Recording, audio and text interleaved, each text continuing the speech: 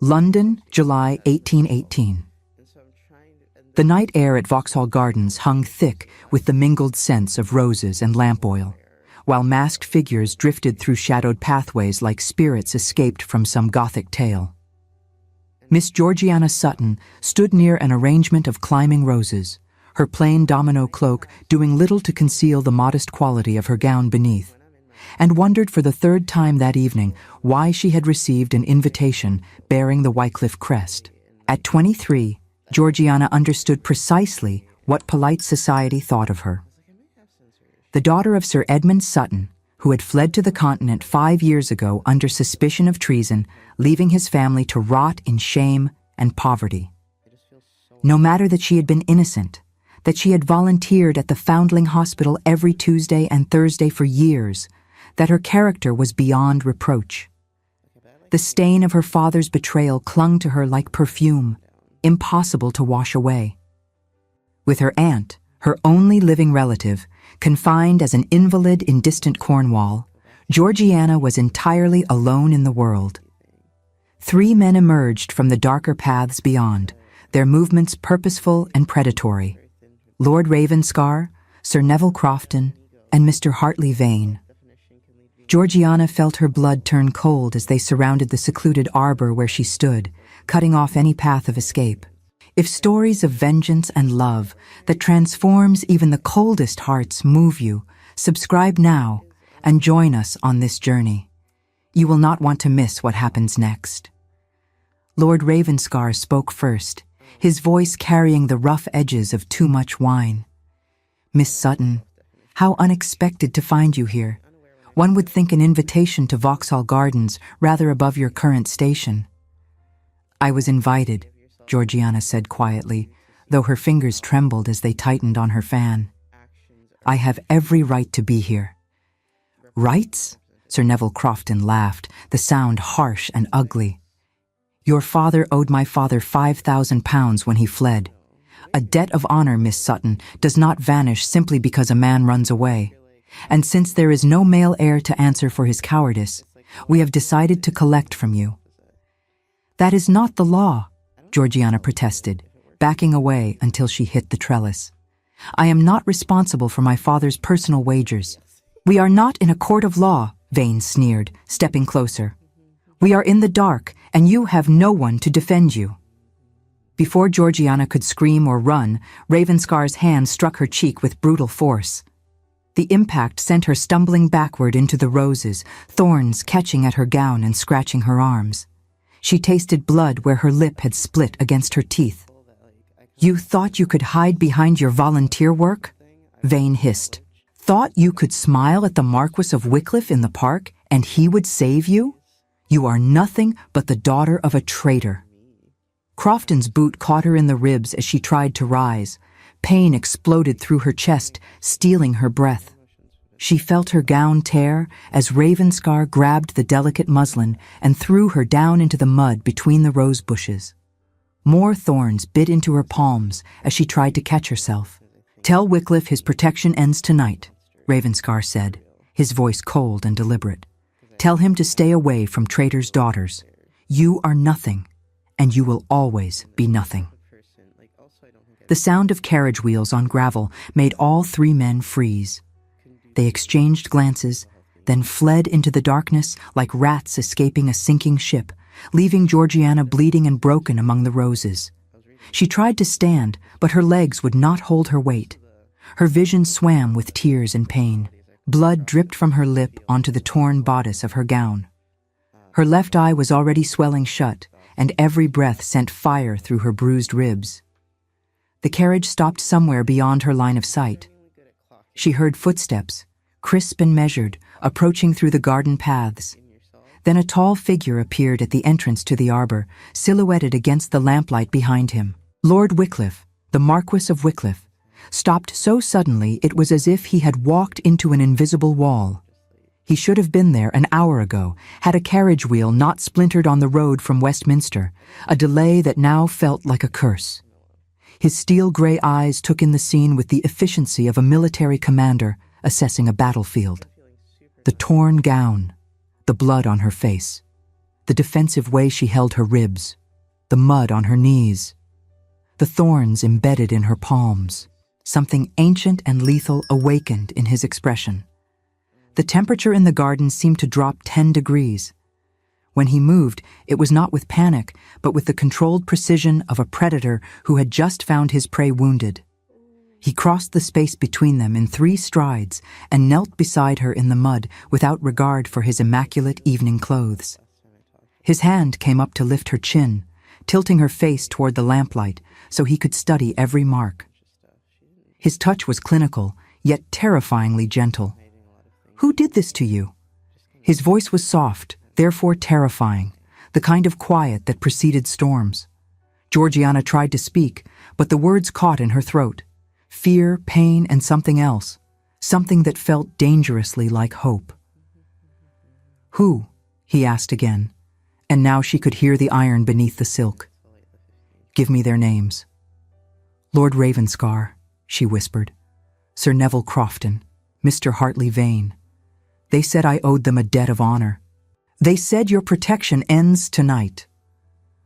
For a moment, Lord Wycliffe said nothing. He simply looked at her with those storm cloud eyes, and Georgiana saw something shift in their depths. A decision being made. A line being crossed from which there could be no return. Then he stood, sweeping his greatcoat from his shoulders. He wrapped it around her trembling form, lifting her into his arms as if she weighed nothing at all. She made a small sound of pain as the movement jarred her ribs, and his arms immediately adjusted, finding a position that caused her less discomfort. "I am taking you to Wycliffe House," he said, his voice returning to its usual controlled tone. "Mrs. Dalton will see to your injuries. You will stay there until you are healed. Do not argue with me."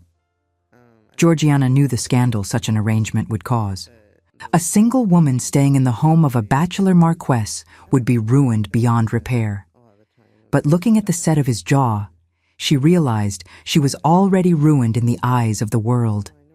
She had nothing left to lose.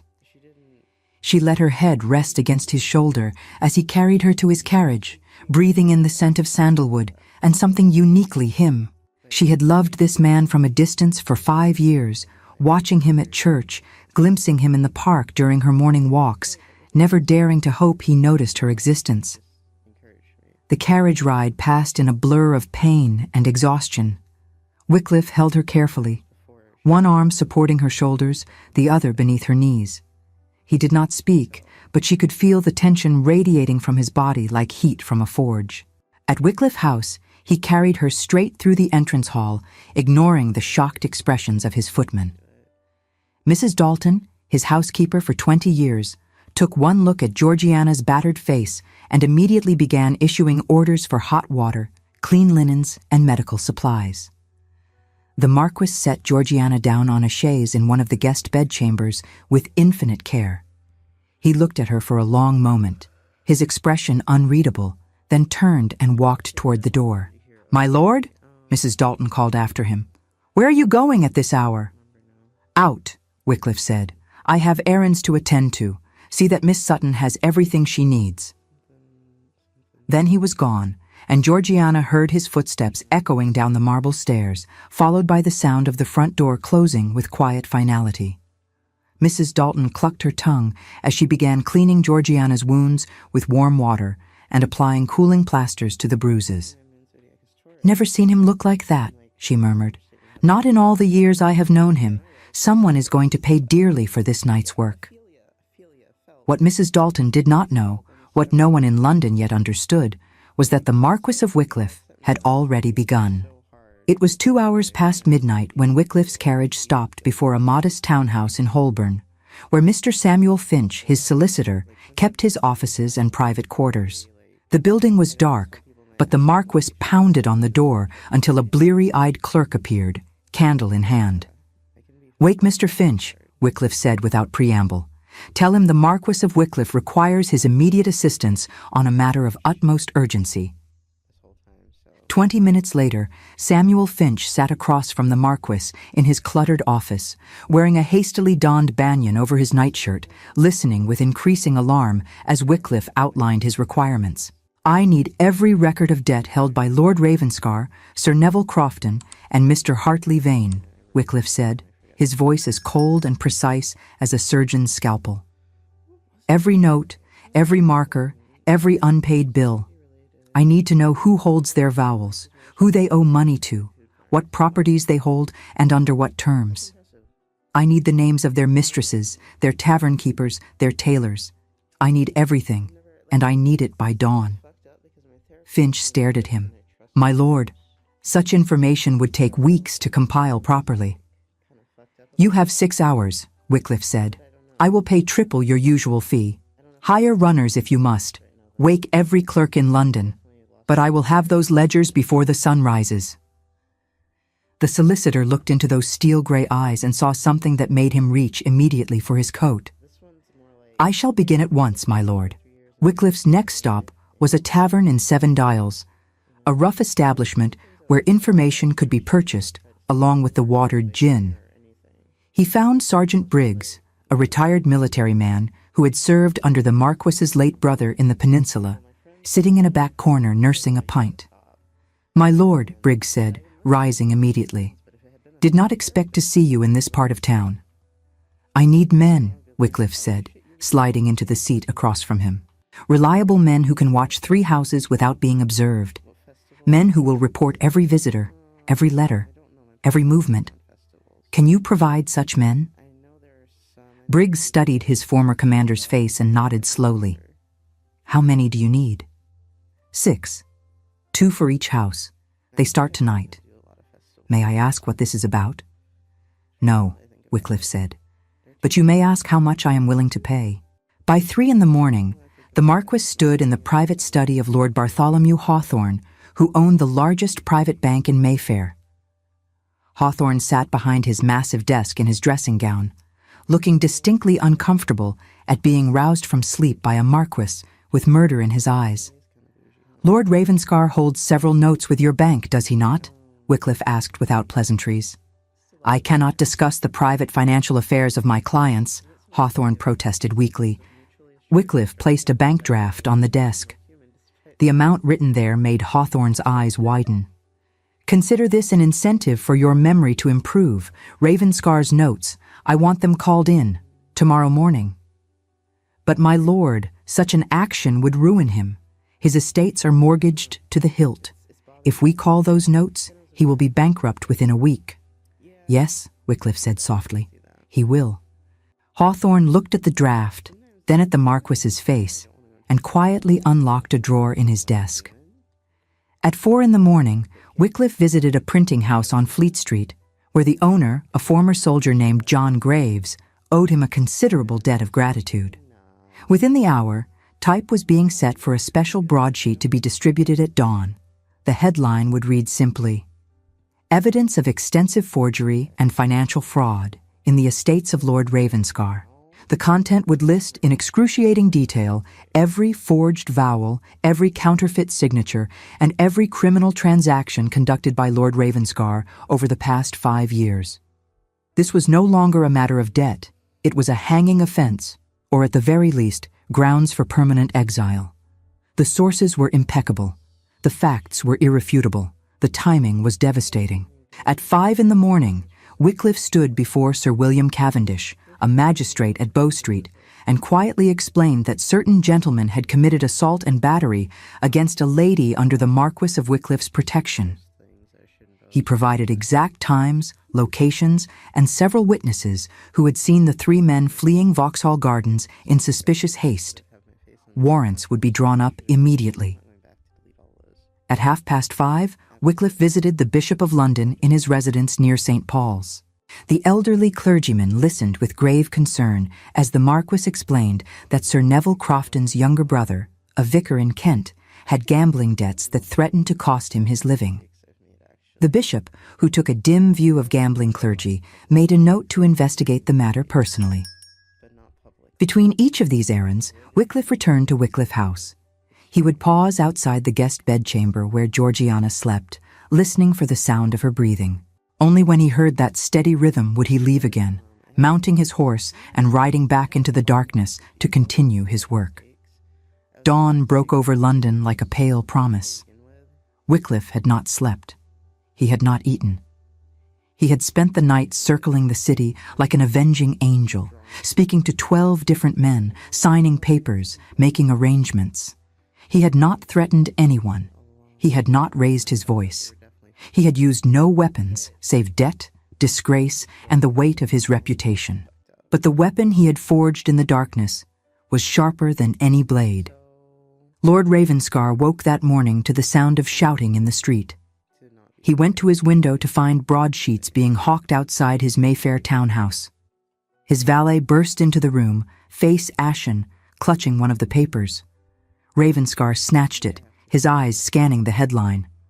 "Forgery," it read. He collapsed into a chair. This was not merely ruin. This was a death sentence. Every debt, every forgery, every questionable transaction was laid bare for all of London to see. Before noon, the runners would be at his door. By evening, he would be in chains. Sir Neville Crofton came down to breakfast to find a letter from Lord Hawthorne's bank on his silver platter. His estate mortgage had been called in. The loan was due immediately, in full. His hands trembled as he read the terms. He had 60 days to produce £30,000, or everything would be seized. He looked around his breakfast room, at the paintings he would have to sell, the silver he would have to melt down, and realized with dawning horror that even that would not be enough. Mr. Hartley Vane woke in his bachelor rooms to discover that his carefully cultivated investments had somehow become worthless overnight. His vowels had been called in by creditors he had not known existed. His uncle, who had previously tolerated his spendthrift ways, had sent a terse note disowning him. His mistress had left during the night, taking her jewels with her. His tailor refused him credit. By mid-morning, the gentlemen's clubs of St. James were buzzing with speculation. Who had done this? Who possessed both the resources and the ruthlessness to orchestrate such comprehensive ruin? The name Wycliffe was never spoken aloud, but it hung in the air like smoke, unspoken but understood. Everyone knew. Everyone feared. The weeks that followed were a masterclass in systematic destruction. Wycliffe moved through society with his usual cold precision, but now there was something else beneath the ice, something that made even his oldest acquaintances step carefully around him. Lord Ravenscar fought the charges with increasing desperation, but the evidence of forgery was overwhelming. His friends became suddenly unavailable. His petitions to Parliament were quietly shelved. Within a month, his estates were seized, his titles stripped for felony, and he found himself facing transportation to New South Wales for the term of his natural life. Sir Neville Crofton lasted slightly longer. He sold everything he owned, including family heirlooms that had been passed down for generations. But it was not enough.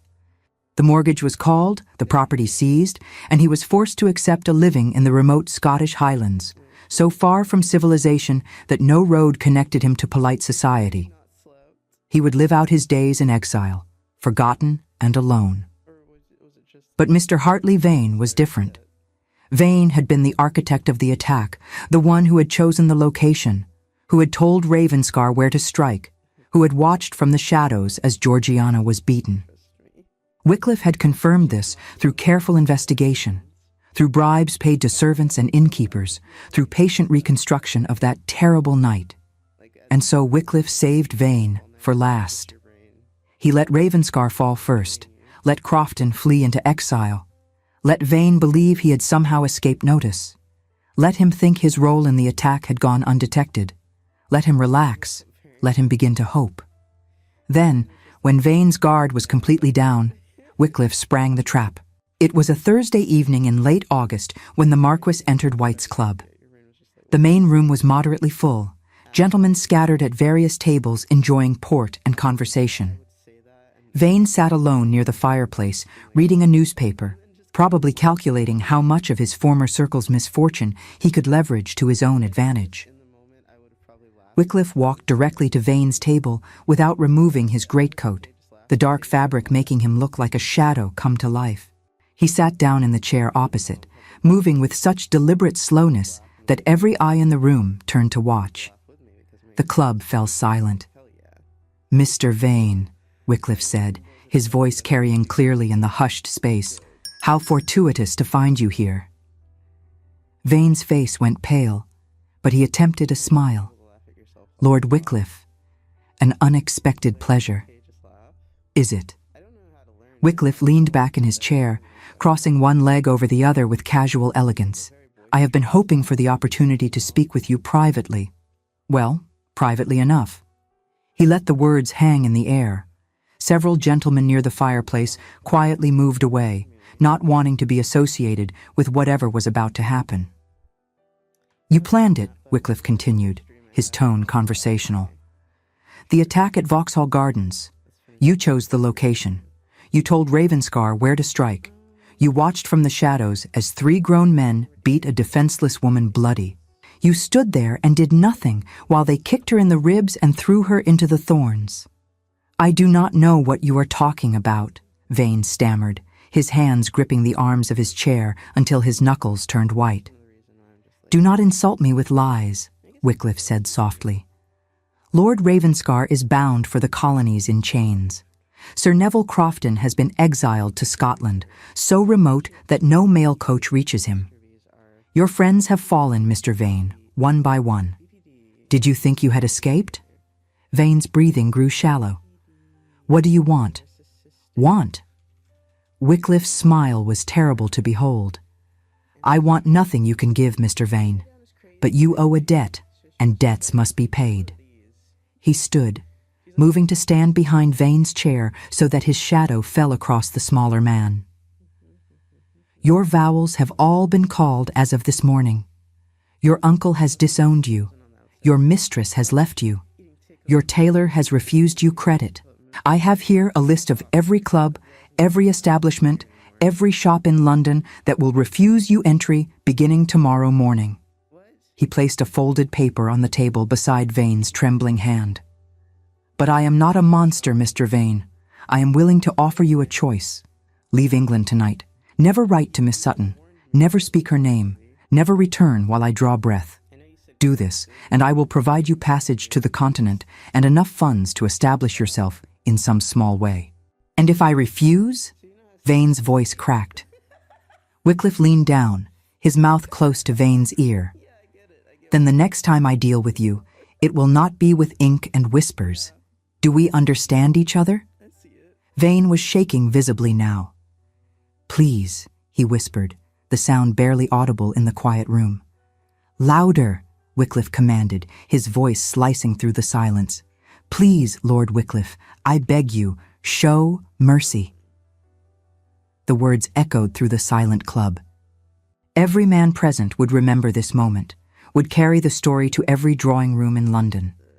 They would speak of the ice marquess who had destroyed 3 men without raising his voice or his fist, who had orchestrated ruin with nothing more than ledgers and letters. Wycliffe straightened, adjusting his cuffs. "You mistook silence for weakness, Mr. Vane, both hers and mine. Remember this, whatever soil you choose to rot in. The debt is paid, but the lesson is eternal." He walked out of White's without looking back, leaving Vane slumped in his chair like a puppet with cut strings.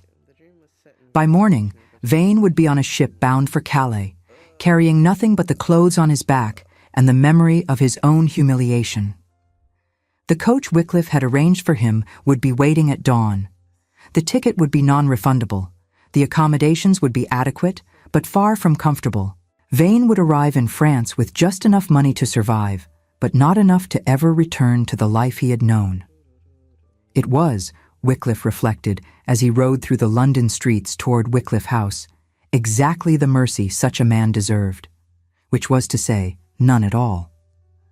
While the Marquess had been meticulously destroying the 3 men who had dared harm her, Georgiana had been healing at Wycliffe House under Mrs. Dalton's fierce and tender care. The housekeeper had proven herself as skilled as any apothecary, applying fresh poultices to the bruises and binding the cuts with careful precision, bullying Georgiana into eating proper meals even when her swollen jaw made chewing painful. The first week had been the worst. Every breath hurt. Every movement sent fire through her ribs. Her face had swollen so badly that she could barely see out of her left eye. She spent most of those days sleeping, drifting in and out of fevered dreams where roses turned to thorns and voices whispered that she was nothing, would always be nothing. But Mrs. Dalton was there every time Georgiana woke, with cool cloths for her forehead and warm broth for her throat.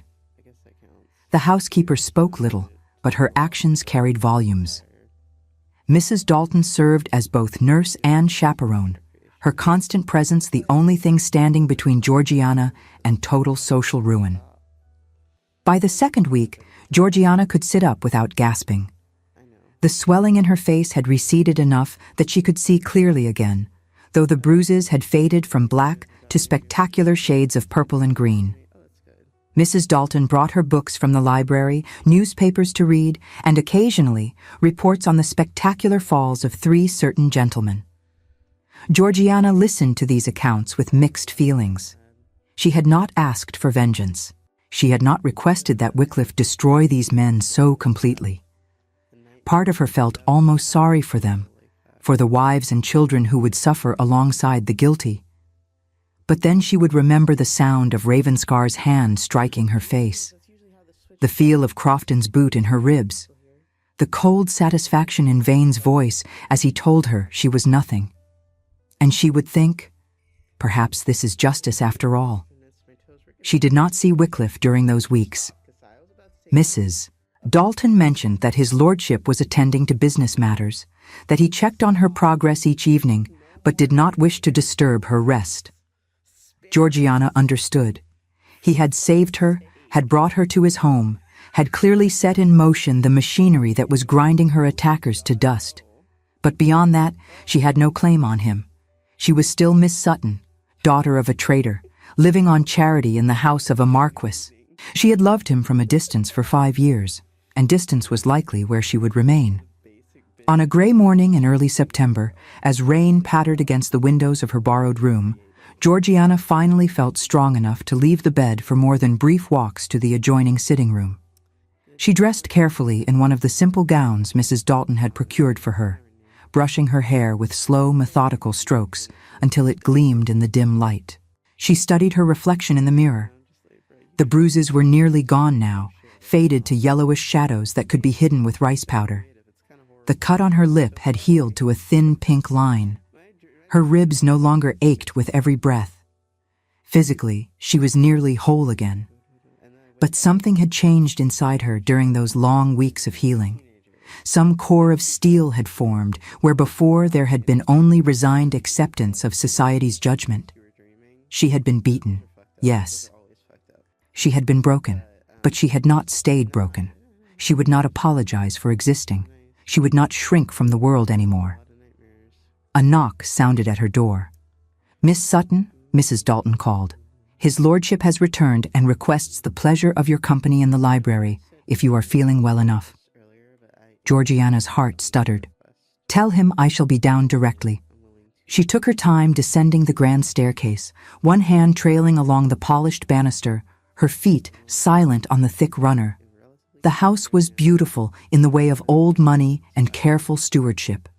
Nothing ostentatious, but everything perfect. Paintings of previous marquesses lined the walls, their stern faces watching her progress. The library door stood open. Wycliffe sat behind a massive desk covered in papers, his dark head bent over some document or another. He looked tired, she thought. There were shadows under his eyes that had not been there before, and his face had acquired new lines of tension around his mouth. He glanced up as she entered, and something flickered across his expression too quickly for her to identify. Then the familiar mask of control descended, and he rose to his feet with perfect courtesy. "Miss Sutton," he said, "Mrs. Dalton tells me you are much improved." "Thanks to her excellent care," Georgiana replied, "and to your generosity in providing me sanctuary. Though I fear my presence here has compromised your reputation as much as my own." "My reputation can withstand anything," he said dismissively. "It is yours that concerns me." He gestured to a chair near the fireplace. "Please, sit. We have matters to discuss." Georgiana settled into the indicated chair, her hands folded primly in her lap. Wycliffe remained standing, one hand resting on the mantelpiece, his gaze directed at the flames rather than at her. "I imagine you have heard various accounts of what has transpired over the past weeks," he began. "Some," Georgiana admitted. "Mrs. Dalton is not given to gossip, but news does filter through the servants' quarters." "Then you know that the 3 men who attacked you have been dealt with." "I know that they have been ruined," Georgiana said carefully. "I know that you orchestrated their destruction." Wycliffe finally turned to look at her. "Does that trouble you? Should it? Some would say I went too far, that bankruptcy and exile are excessive punishments for one night's violence." Georgiana met his eyes steadily. "And what would you say?" "I would say they are fortunate I am civilized," Wycliffe replied, his voice dropping to that soft, dangerous register she remembered from Vauxhall Gardens. "There are countries where what they did to you would have earned them a bullet, not a bankruptcy. I did not ask you to ruin them for me." "No," Wycliffe agreed. "You did not ask, but neither did you deserve what they did, and I could not let such an offense pass unanswered." He moved away from the fireplace, pacing to the window that overlooked the gardens. Rain blurred the glass, turning the world outside into a watercolor painting. "There is something you should know, Miss Sutton. Something I should have told you years ago, but I am not a man given to easy declarations." Georgiana's heart began to beat faster. "My lord?" "For 5 years, I have watched you," Wycliffe said, still not looking at her. "I saw you first at church, wearing a gown that had been mended so many times it was more thread than fabric, sitting alone in the back pew because your father's disgrace had cost you your friends. You held your head high despite the whispers. You sang the hymns with a voice like morning light. And I thought, there is a woman of uncommon courage." He turned to face her now, and she saw something in his eyes that made her breath catch. "I began to encounter you more frequently after that. In the park, during your morning walks. At the lending library, outside the Foundling Hospital where you volunteered. I kept my distance because I knew my attention would only bring you further scrutiny. I fought against the impulse to approach you, telling myself it was for your own good.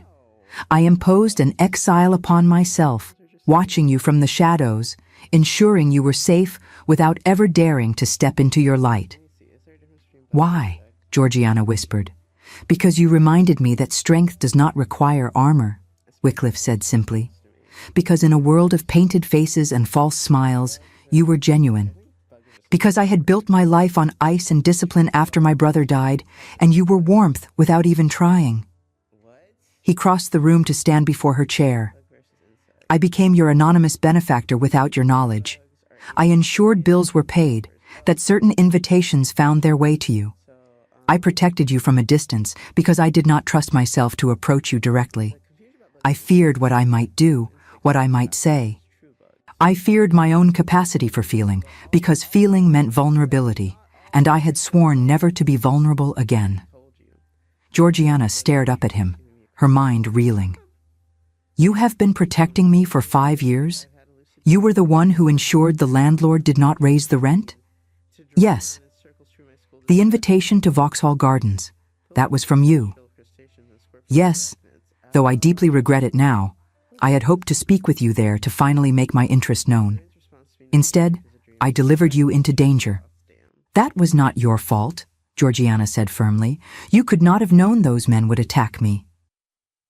"I should have provided better protection. I should have been there sooner." His hands clenched into fists at his sides. "When I saw you bleeding in those roses, when I understood what had been done to you, something broke inside me, or perhaps it finally healed. I cannot say which." "My lord," Georgiana began, but he held up a hand. "Let me finish, please. I need to say this while I still have the courage." He drew a breath.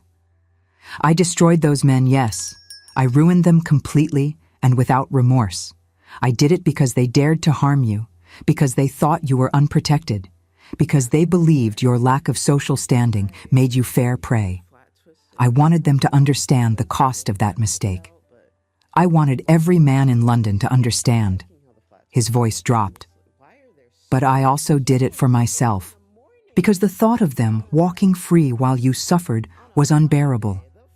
Because I needed them to pay for every bruise, every tear, every moment of fear they caused you. I needed the world to know that you are under my protection, and that protection is absolute. Georgiana felt tears pricking her eyes. Why are you telling me this now? Because you deserve the truth. Because you have spent 5 years believing yourself unworthy, and I cannot bear it any longer.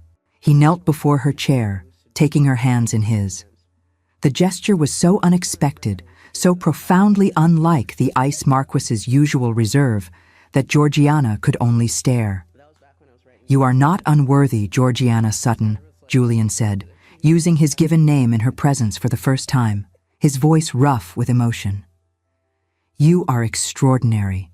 You are brave and kind and true in a world that values none of those things. Your father's crimes are not yours to bear. His dishonor does not diminish your honor, and any man who cannot see that is a fool. I am still a traitor's daughter, Georgiana said, though her voice trembled. I have no dowry, no prospects, no family worth mentioning. And now, having lived under your roof for weeks, I am a scandal. If you marry me, society will shun you. They will say the Ice Marquess has lost his wits. Let them scandalize, Julian said fiercely. Let them whisper and gossip and disapprove. Their opinions mean less than nothing to me. Do you think I care for the approval of a society that allowed you to suffer? I possess title, wealth, and power enough for both of us. No one will dare slight you while you stand by my side. But your reputation? My reputation is a shield, Georgiana, nothing more. It is cold comfort in a lonely house. I would trade it all for a single smile from you. He reached into his pocket and withdrew a small velvet box. When he opened it, Georgiana saw a ring of gold with an inlay of black enamel, set with a single perfect diamond, the Wycliffe Raven crest engraved inside the band. Marry me, Julian said. Not because I saved you, not because you need my protection, but because I cannot imagine another dawn without you beside me. You have made me a man instead of a monument, Georgiana. You have taught me that love is not weakness, but the greatest strength. I offer you my name, my fortune, my life, and my heart. Such as it is, it has been yours for 5 years. I am only now brave enough to admit it. Georgiana stared at him, at this powerful man kneeling before her like a supplicant at an altar. Tears spilled down her cheeks, but she was smiling. You are certain? You understand what it would mean? There will be no turning back. I have never been more certain of anything in my life, Julian said. Say yes, Georgiana, please. Then yes, Georgiana said, her voice breaking with joy. Yes, Julian, 1,000 times yes. I love you. Not Lord Wycliffe the Marquess, not the legend they tell stories about in ballrooms, but you. The man who carried me through the rain. The man who spent weeks orchestrating justice. The man who is kneeling before me now with his heart in his hands. She leaned forward and kissed him, soft and gentle, tasting salt from her tears and something sweeter beneath. He rose, drawing her up with him, his arms coming around her with careful strength.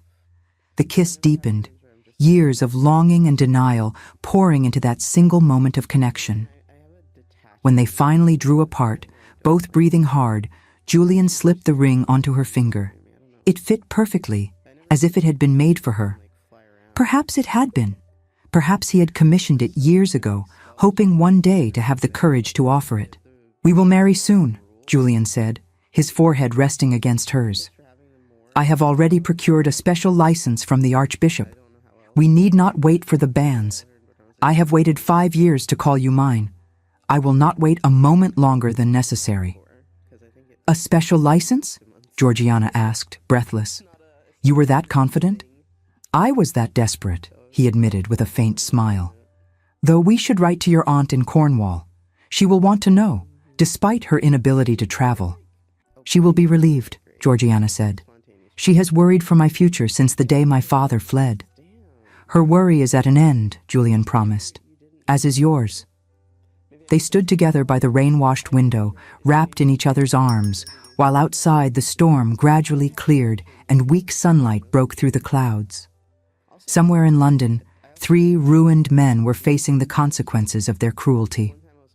Somewhere in Mayfair, drawing rooms were buzzing with speculation about the Marquess of Wycliffe's upcoming nuptials. But in the library of Wycliffe House, none of that mattered.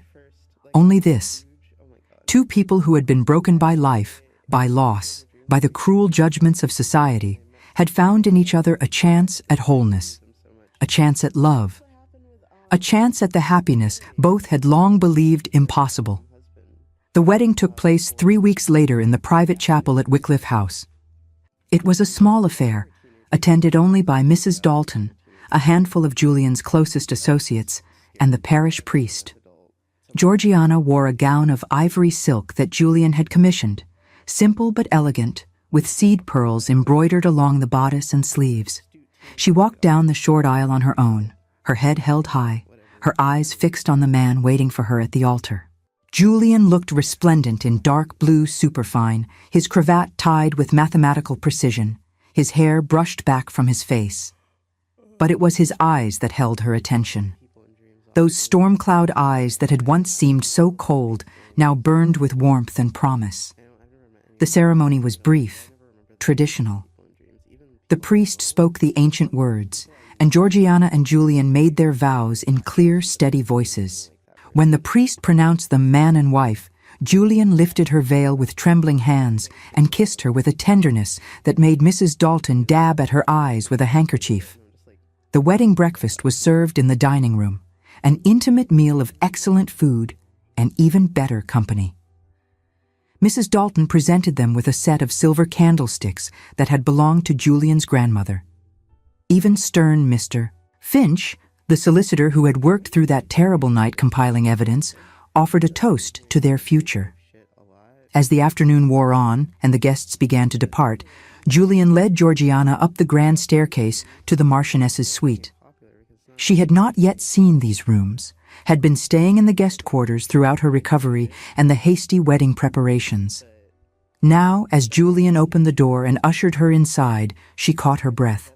The chambers were beautiful, elegant without being ostentatious. Large windows overlooked the gardens.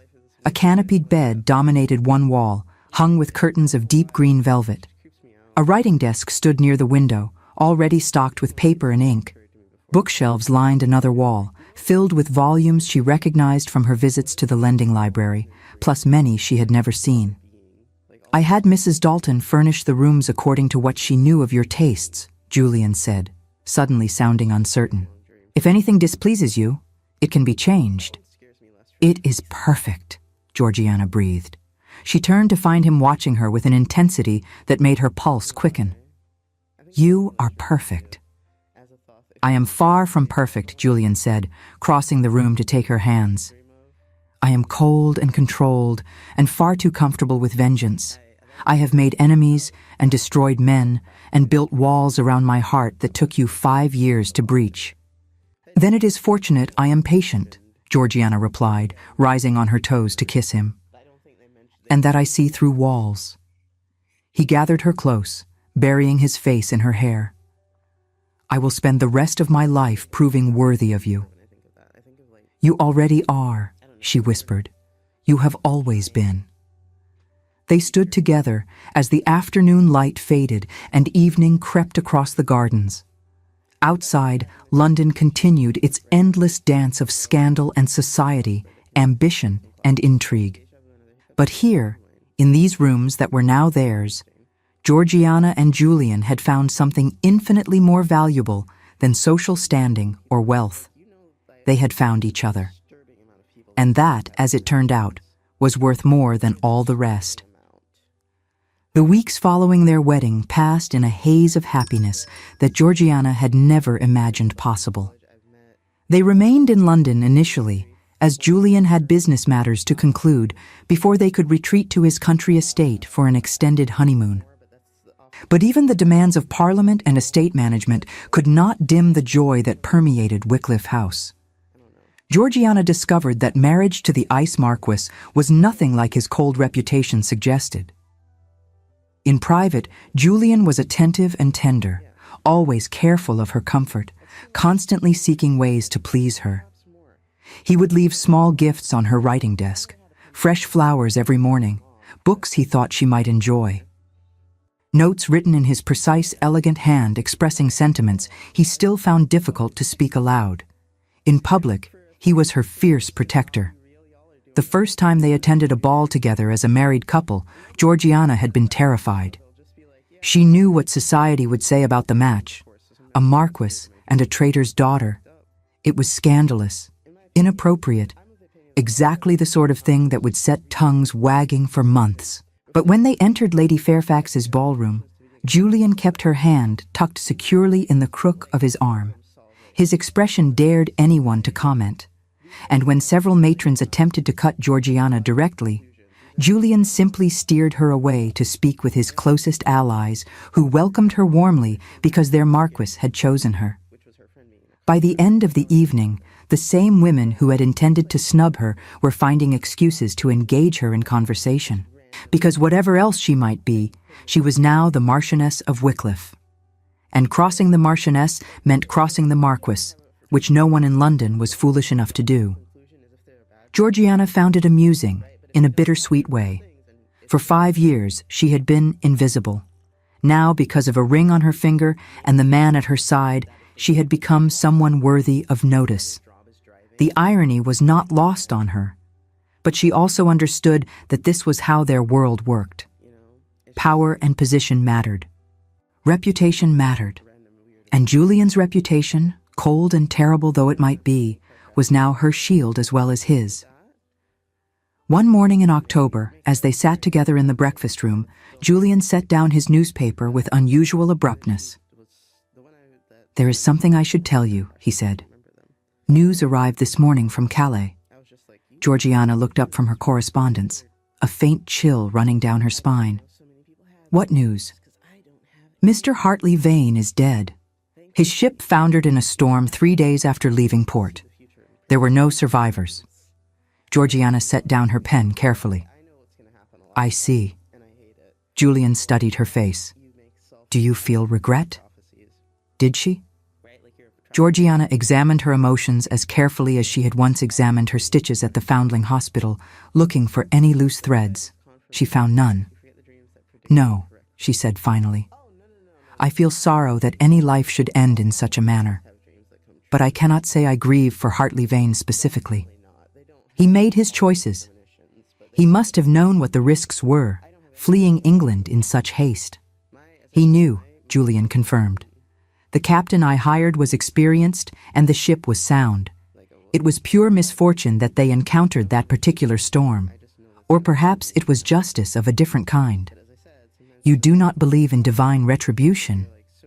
"I do not know what I believe," Julian admitted. "But I am not sorry he is gone. Does that make me monstrous?" Georgiana rose from her seat and moved to stand beside him, placing her hand on his shoulder. "It makes you human. You protected what was yours. Some might call that monstrous. I call it love." He turned his head to press a kiss to her palm. "I do love you, Georgiana, more than I thought myself capable of loving anyone." "And I love you," she replied. "All of you. Even the parts you fear are too dark, too cold, too terrible to deserve affection. Especially those parts, perhaps." They remained like that for a long moment, drawing comfort from each other's presence. Outside, the October morning was crisp and bright, the kind of day that promised winter was coming but had not yet arrived. "We should leave for Wycliffe Manor soon," Julian said.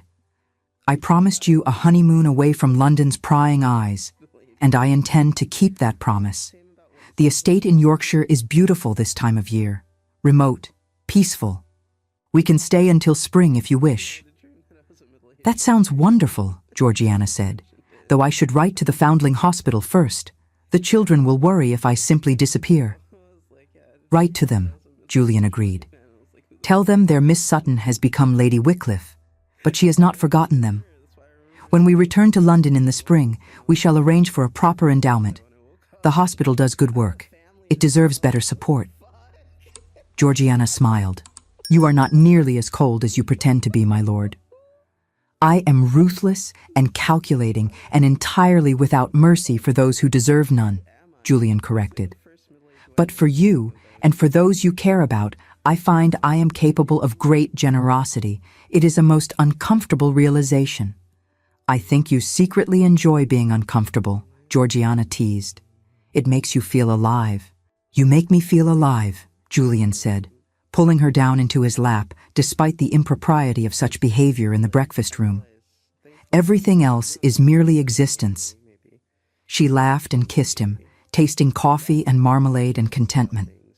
This man who had destroyed her enemies without hesitation, who had knelt before her with his heart exposed, who protected her with fierce devotion while treating her as an equal rather than a possession. This complicated, contradictory, utterly remarkable man was hers, and she was his, and that was a miracle greater than any she had dared to imagine. They departed for Yorkshire a week later, traveling north through England's autumn countryside. The journey took several days, with stops at comfortable inns along the way. Georgiana marveled at how different this trip was from any she had taken before. No cramped mail coaches or uncomfortable public conveyances. Instead, they traveled in Julian's well-sprung carriage, with servants to see to their every need and the finest rooms at each establishment. But more than the physical comfort, it was the emotional ease that struck her. Julian was endlessly patient with her curiosity, stopping whenever she wanted to see some interesting view or explore a particular village. He bought her a watercolor set at one market town, remembering her mentioning once that she had enjoyed painting as a girl but had been forced to give it up when her father's disgrace left them unable to afford supplies. When they finally arrived at Wycliffe Manor, Georgiana understood why Julian had been so eager to bring her here. The house itself was magnificent, but not overwhelming. Built of golden stone that glowed in the afternoon light, it stood on a rise, overlooking moorlands that stretched to the horizon. Gardens surrounded the main house, not the formal affairs of London, but wild tangles of roses and lavender that had been allowed to grow with cheerful abandon. The staff greeted them warmly. Mrs. Price, the housekeeper, was a comfortable woman with a Yorkshire accent so thick Georgiana had to concentrate to understand her. But her smile was genuine, and she clearly adored Julian, having known him since he was a boy. "Welcome home, my lord," Mrs. Price said, then turned to Georgiana with twinkling eyes. "And welcome to Wycliffe Manor, my lady. We are all so pleased his lordship has finally married. The house has been too quiet for too long." "Thank you, Mrs. Price," Georgiana said warmly. "I hope to make Wycliffe Manor a happy home." "I have no doubt you will, my lady. None at all." Julian showed Georgiana through the house personally, pointing out his favorite rooms and sharing stories from his childhood. Here was the library where he had spent countless hours reading after his brother's death. There was the music room where his mother had played the pianoforte, though it had been silent since she passed. This was the portrait gallery, where generations of Wycliffes stared down with varying degrees of sternness. "They all look rather forbidding," Georgiana observed, studying the painted faces. "We are a forbidding family," Julian replied. "Cold and proud and far too comfortable with our own superiority. It takes an extraordinary woman to see past that to the human beings beneath." "Then it is fortunate I am extraordinary," Georgiana said lightly, earning herself a rare, genuine smile from her husband. That evening, they stood together on the wide balcony outside the Marchioness's suite, watching the sun set over the moors. The sky was ablaze with color, deep golds and burning oranges fading into soft purples and blues. In the gardens below, birds were settling in for the night, their evening songs carrying on the cool breeze. "What are you thinking?" Julian asked, his arm around her waist. "That I am happy," Georgiana said simply. "Happier than I ever thought possible. 6 months ago, I was invisible, pitied at best, scorned at worst. I lived on charity and expected nothing more from life than continued existence in the shadows. She turned to face him, reaching up to touch his cheek. Then you saw me, truly saw me, not as a traitor's daughter or a burden or a victim, but as a woman of worth. You gave me back myself, Julian. You gave me the courage to believe I deserved more than society's leftovers. You deserved everything, Julian said fiercely. You still do.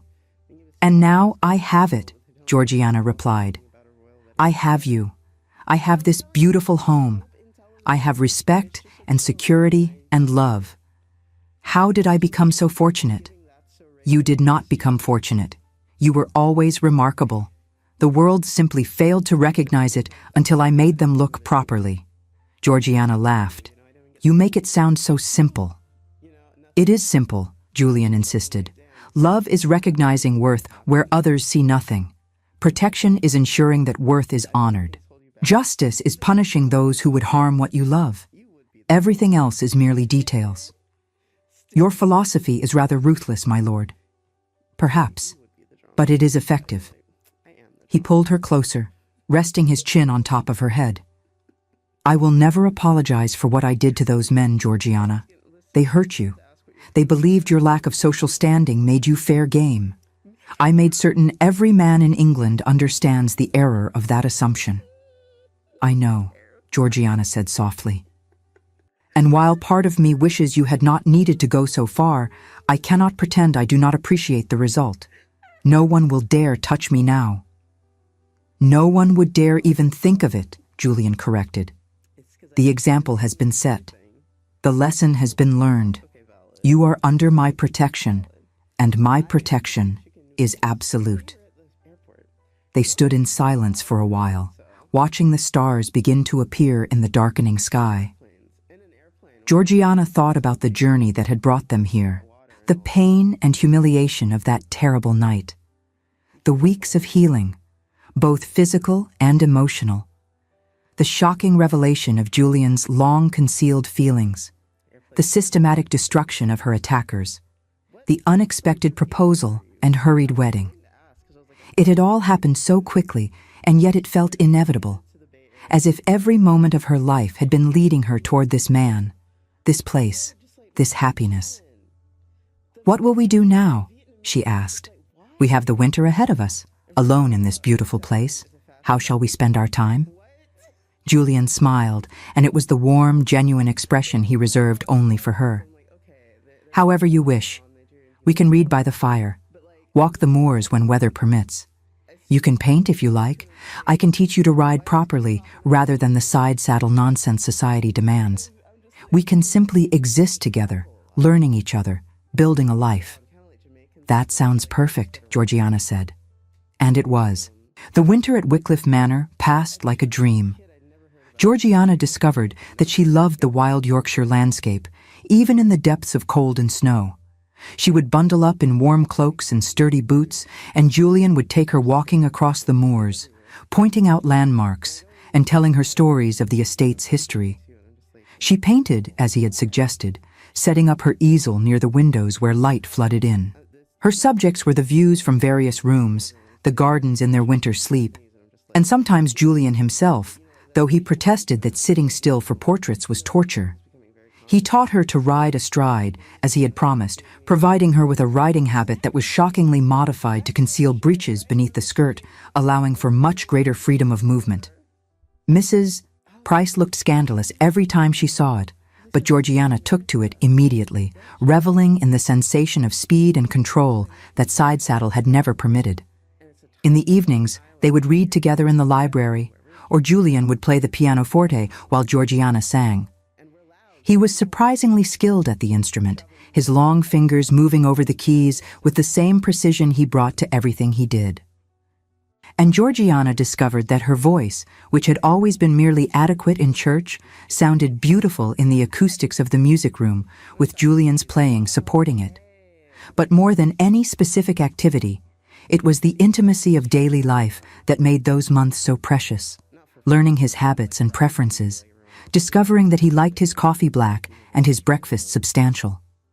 that he read late into the night and was grumpy in the mornings until he had been awake for at least an hour, that he had a dry sense of humor that emerged only when he felt completely comfortable. And he learned her too, that she preferred chocolate to coffee, that she was most creative in the early morning light, that she had a gift for listening, for drawing people out and making them feel heard, that beneath her gentle exterior was a core of steel every bit as strong as his own.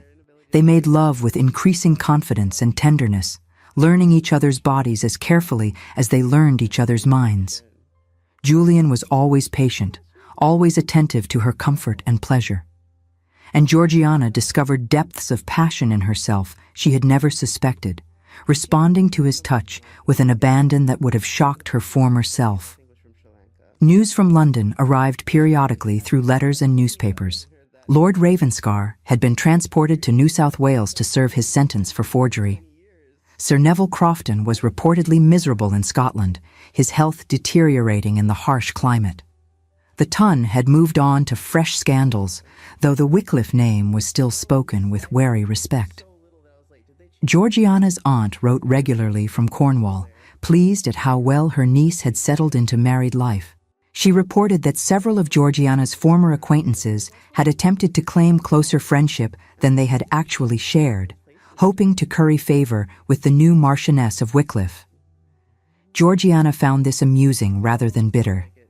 She had learned that some people would always value connections over character.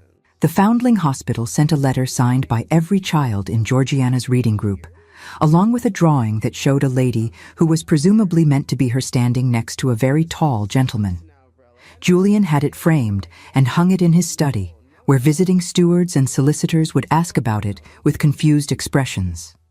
As winter gave way to early spring, Julian received word that his presence was required in London for the opening of Parliament. They discussed it over breakfast one March morning, the windows thrown open to admit the first warm breezes. "We need not go if you would prefer to remain here," Julian said. "I can send my proxy vote and stay in Yorkshire with you." Georgiana considered. Part of her wanted to remain in their comfortable isolation, where the outside world could not intrude. But another part, the part that had grown stronger over the winter, wanted to return to London as the Marchioness of Wycliffe and show society exactly what they had dismissed for so long. "Let us go," she said. "I am not afraid of them anymore." Julian's eyes lit with approval. "No, you are not. Very well. We shall return to London for the season, but if at any point you wish to leave, we shall do so immediately." They arrived in London on a bright April morning to find Wycliffe House aired and ready, the staff having worked tirelessly to prepare for their return. The city was in full season mode, with the Ton returning from their country estates and the marriage market opening with renewed vigor. Georgiana's first public appearance as Marchioness was at a ball hosted by the Duchess of Hertford, one of the Ton's most influential hostesses. Julian had warned her that this would be something of a test. If the Duchess accepted Georgiana, the rest of society would follow. If not, they would face a difficult season. Georgiana dressed with care that evening, wearing a gown of deep sapphire silk that brought out the blue in her eyes. Her maid, young Martha, who had been promoted to lady's maid over the winter, arranged her hair in an elegant style threaded with small diamonds. The Wycliffe sapphires, which Julian's mother had worn, hung around her neck and sparkled at her ears. When she descended to the entrance hall where Julian waited, she saw his expression transform. "You are magnificent," he said simply. "I am nervous," Georgiana admitted. "Do not be. You are the Marchioness of Wycliffe. There is nothing and no one in that ballroom who can diminish you." He offered his arm. "Shall we go and remind them of that fact?"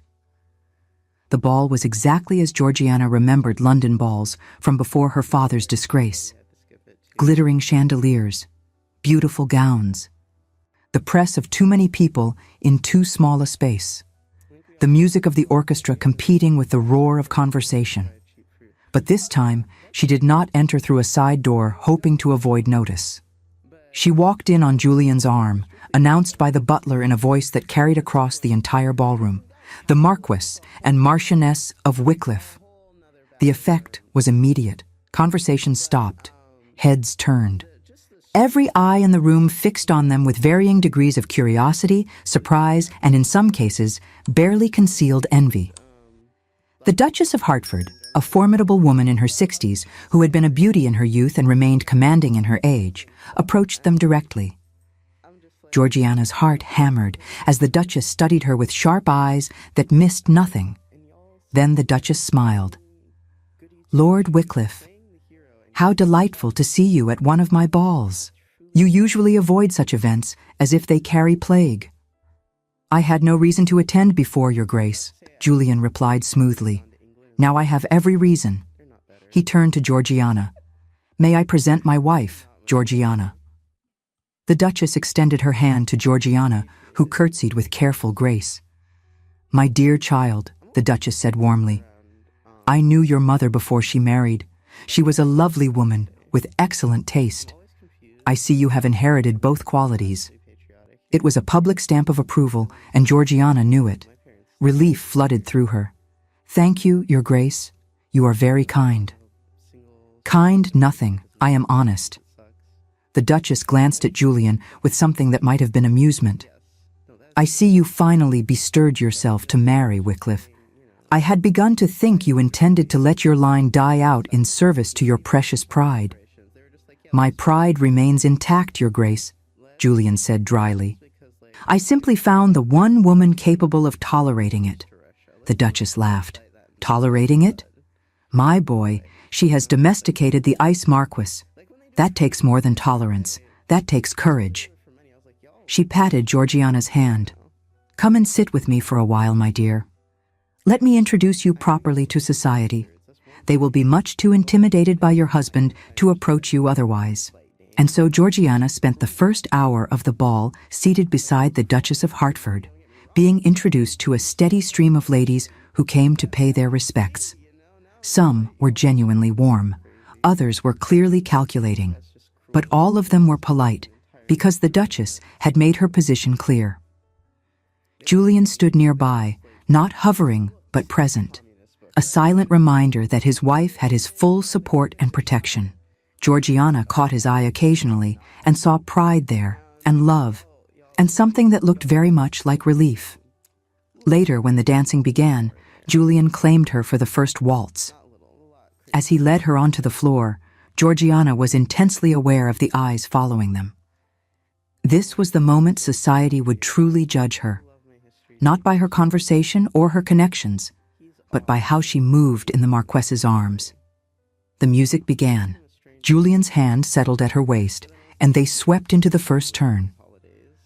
Georgiana had been worried about her skill, as she had learned the waltz from books rather than instruction. But Julian was such a strong lead that she found herself moving effortlessly, following his guidance without conscious thought. "You are doing beautifully," he murmured as they turned. "I am terrified I will trip on your feet. Then I will catch you. I will always catch you." By the third turn, Georgiana's fear had faded. She was actually enjoying herself, floating across the floor in her husband's arms while the ton watched and whispered, "Let them whisper. Let them judge. She was the Marchioness of Wycliffe, and she belonged here." When the waltz ended, Julian led her back to the Duchess, who nodded approvingly. "Well done, my dear. You dance beautifully together, though I suspect you do many things beautifully together." Her eyes twinkled with mischief that belied her years. The rest of the season passed in a whirl of social obligations, balls and dinners and music halls, morning calls and afternoon rides in Hyde Park, theater performances and visits to museums. Georgiana found herself surprisingly busy, and even more surprisingly, she found she enjoyed much of it. She was no longer invisible. She was no longer pitied. She was the Marchioness of Wycliffe, and that meant something in this world of carefully calibrated social standing. But she also made sure to maintain her connection to the Foundling Hospital. She visited every Tuesday and Thursday as before, though now she arrived in the Wycliffe carriage, and her donations were considerably more generous than they had been. The children did not care about her title. To them, she was still Miss Georgiana who read stories and taught them their letters. One afternoon in June, as she was leaving the hospital after her reading session, she encountered a young woman standing uncertainly near the entrance. The woman was perhaps 20, poorly dressed but clean, holding the hand of a small boy who could not have been more than 3. "May I help you?" Georgiana asked gently. The woman startled, then curtsied awkwardly. "Begging your pardon, my lady. I was told this is the place where children can be left if their mothers cannot care for them." Georgiana's heart clenched. "That is one of the hospital's purposes, yes, but perhaps we might talk first. Sometimes there are other solutions." The woman's eyes filled with tears. "There is no other solution, my lady. My husband died 6 months ago. I have been working at a tavern to support us, but the owner says I must choose between keeping my position and keeping my son. He does not want a child underfoot. And you need the position to survive." "I do, my lady. I have nowhere else to turn. My family disowned me when I married against their wishes. I thought perhaps if I left Timothy here, at least he would be fed and educated. Perhaps he might have a chance at a better life than I can give him." Georgiana looked at the little boy, who was clinging to his mother's skirts with big, frightened eyes. She thought of all the children inside the hospital, most of whom had been abandoned by parents who had no other choice. She thought of her own childhood, and how different it might have been if her father had made better decisions. "What is your name?" she asked the woman. "Mary Fletcher, my lady." "Well, Mary Fletcher, I think there might be another way." Georgiana made a decision that she knew Julian would support. "How would you like a position in my household? I am in need of additional staff, and if you are willing to work hard, I can offer you employment, living quarters, and a place for your son. He would be well cared for in the nursery while you work, and you would see him every day." Mary stared at her in disbelief. "You would do that? For me?" "For you and for Timothy," Georgiana said firmly. "Every child deserves to know their mother's love. Come, let us go to Wycliffe House now and get you settled." That evening, when Julian came home from Parliament, he found Georgiana in the nursery with young Timothy and 3 other children whose mothers worked in the house. She was reading them a story, her voice animated as she acted out the different characters. He stood in the doorway watching her, this remarkable woman he had married, and felt his heart expand with a love so fierce it was almost painful. She had taken everything society had thrown at her, every slight and humiliation, and had transformed it into compassion for others in similar circumstances. When the story ended and the children were led away to their supper, Georgiana came to him with a slightly defensive expression. "I know I should have consulted you before hiring Mary Fletcher. But she needed help, and I thought—" Julian silenced her with a kiss. "You thought correctly," he said when he pulled back. "This is your house as much as mine. If you wish to fill the nursery with every orphan and abandoned child in London, I will support you." "I do not wish to fill it with every child," Georgiana protested, "but perhaps a few, the ones who need help most desperately." "Then we shall help them," Julian said simply. "Together." And they did. Over the following months and years, Wycliffe House became known for its unusual household. The Marchioness employed women who had nowhere else to turn, provided education for their children, and created a community of support that was unprecedented among the aristocracy. Society whispered about it, of course. They said the Marchioness was eccentric.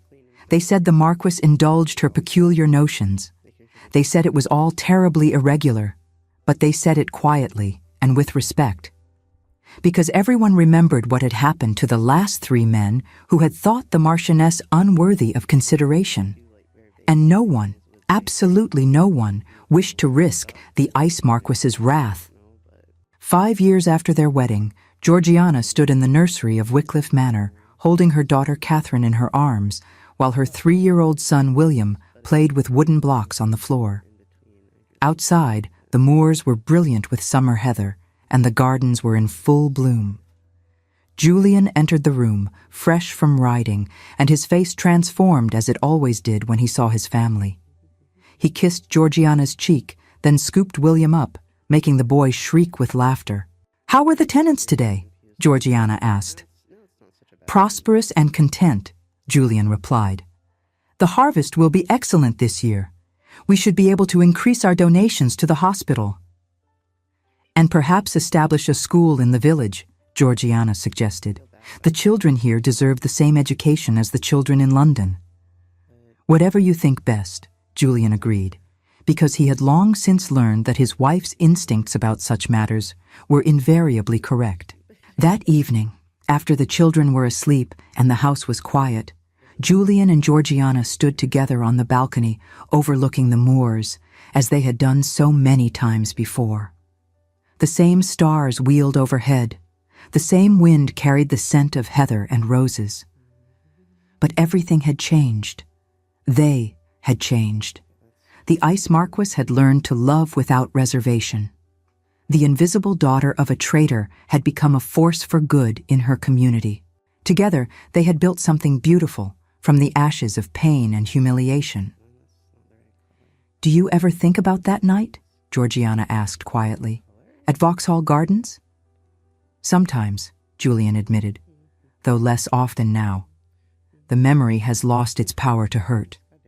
"Because justice was served?" "Because love was found," Julian corrected. "The justice was necessary, but the love is what matters. You matter. This matters." He gestured to the house behind them, where children slept safely and staff worked with dignity, and their own children grew up surrounded by books and beauty. "I never imagined I could be this happy," Georgiana said. "I thought happiness was for other people. People with good families and unblemished names." "Happiness is for people who fight for it," Julian said. "You fought, Georgiana. You survived your father's betrayal, society's scorn, and a brutal attack. You could have become bitter. You could have remained broken. Instead, you became this." He pulled her close. "Strong and compassionate and absolutely extraordinary. The thorns are gone, my love. Only the roses remain." "We became this," Georgiana corrected. "Together." "Together," Julian agreed. They stood wrapped in each other's arms as night deepened around them, two people who had found in each other exactly what they needed. Not perfection, but acceptance. Not ease, but partnership. Not fantasy, but real, complex, beautiful love. Behind them, Wycliffe Manor glowed with light from every window. Inside, their children dreamed. Their staff rested after a day's honest work. Their household thrived with the kind of warmth and security that came from being valued and respected.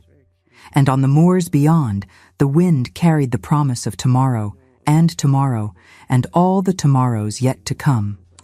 Thank you for staying with us until the end of this journey. If stories of justice, redemption, and love that transforms even the coldest hearts have moved you, please subscribe and share this tale with someone special. Your support helps us continue creating stories that celebrate courage, resilience, and the power of love.